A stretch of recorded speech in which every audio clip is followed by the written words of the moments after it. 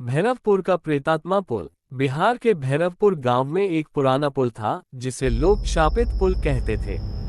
ये पुल गांव को शहर से जोड़ता था, लेकिन अंधेरा होते ही इस पुल के पास से गुजरने की हिम्मत कोई नहीं करता था। लोगों का कहना था कि आधी रात के बाद इस पुल से गुजरने वाले लोगों को एक सफेद साड़ी पहने औरत दिखती थी, जो धीरे धीरे उनके करीब आती और फिर अचानक गायब हो जाती। कई लोगों ने पुल पार करते हुए अजीब परछाइयां, रक्तरंजित पंजों के निशान और रात में किसी के रोने की आवाजें सुनी थी। इस रहस्य को सुलझाने के लिए गांव का एक युवक अर्जुन इस पुल के पीछे छिपे अतीत की सच्चाई जानने की ठानता है। भैरवपुर गांव के बुजुर्गों के अनुसार ये पुल 70 साल पुराना था और इसके निर्माण के समय ही यह शापित हो गया था। सन 1955 में जब इस पुल का निर्माण हो रहा था, तब कालीचरण ठाकुर नाम के एक ठेकेदार को सरकार ने इसे बनाने का ठेका दिया था। लेकिन वह एक लालची और निर्दयी आदमी था। उसने अपने फायदे के लिए पुल बनाने में घटिया सामग्री का इस्तेमाल किया, जिससे मजदूरों को रोज जानलेवा हादसों का सामना करना पड़ा। उसी दौरान एक गरीब मजदूर परिवार इस पुल के निर्माण में काम कर रहा था। इस परिवार में रामसुख, उसकी पत्नी गौरी और उनकी 7 साल की बेटी कमली थी। रामसुख को जब पता चला कि ठेकेदार पैसे बचाने के लिए खराब सामग्री का इस्तेमाल कर रहा था, तो उसने इसका विरोध किया। लेकिन कालीचरण ठाकुर को ये पसंद नहीं आया। उसने अपने गुंडों को भेजकर रामसुख को पुल के नीचे फेंकवा दिया, जिससे उसकी मौत हो गई।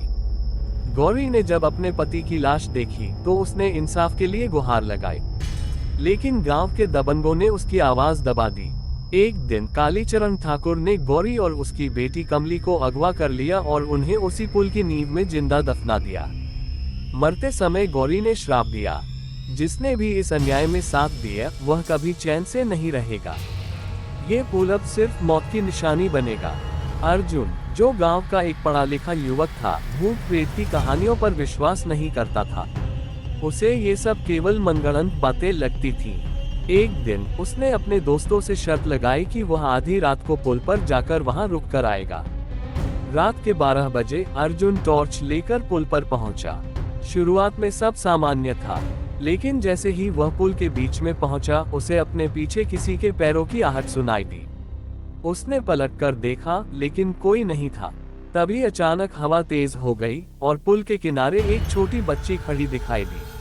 उसकी आंखें काली थीं और उसके चेहरे पर खून के धब्बे थे। अर्जुन ने घबराकर पूछा, तुम कौन हो? बच्ची ने धीरे से कहा, माँ मुझे बुला रही है। अर्जुन के पैरों के नीचे से जमीन खिसक गई। वह भागने की कोशिश करने लगा, लेकिन उसके चारों ओर गाढ़ा कोहरा फैलने लगा। तभी एक चीख सुनाई दी और अर्जुन बेहोश होकर गिर पड़ा। अगली सुबह गांव वालों ने उसे पुल के पास पड़ा पाया। जब उसे होश आया तो उसकी आंखों में खौफ था। कुछ महीनों बाद एक सरकारी बस रात के समय पुल से गुजर रही थी। बस में 30 यात्री थे। जब बस पुल के बीच पहुंची तो अचानक ड्राइवर को सामने सफेद साड़ी पहने एक औरत खड़ी दिखाई दी। ड्राइवर ने ब्रेक लगाने की कोशिश की, लेकिन ब्रेक फेल हो गए। बस तेजी से आगे बढ़ी और अचानक पुल की रेलिंग तोड़कर नीचे गिर गई। जब राहत दल पहुंचा तो उन्होंने पाया कि बस के सभी यात्री मारे जा चुके थे, लेकिन ड्राइवर जीवित था। ड्राइवर ने रोते हुए बताया, वह औरत बस के सामने खड़ी थी। मैंने उसे बचाने के लिए ब्रेक लगाए, लेकिन वह अचानक बस के अंदर आ गई और मुझे देखने लगी। उसकी आंखें बिल्कुल काली थीं और उसके मुंह से खून टपक रहा था। इस घटना के बाद गांव के मुखिया ने एक प्रसिद्ध तांत्रिक को बुलवाया। तांत्रिक ने पुल पर हवन किया और आत्माओं को मुक्त करने का प्रयास किया। जैसे ही उसने मंत्रोच्चार शुरू किया, हवा तेज हो गई और चारों ओर से औरत की चीखें आने लगीं। फिर अचानक तांत्रिक जमीन पर गिर पड़ा और कांपने लगा। जब वह उठा तो उसकी आंखें लाल हो गई थीं। वह डरावनी आवाज में बोला, इस पुल पर जिनका खून बहाया गया था, वे शांति से सो नहीं सकते। गौरी और कमली की आत्मा बदला चाहती हैं। जब तक दोषियों की आत्माएं सजा नहीं पाएंगी, ये पुल शापित रहेगा।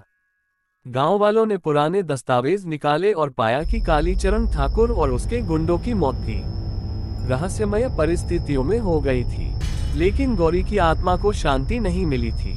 गांव वालों ने उसके नाम पर एक मंदिर बनवाया और उसकी आत्मा की शांति के लिए प्रार्थना की।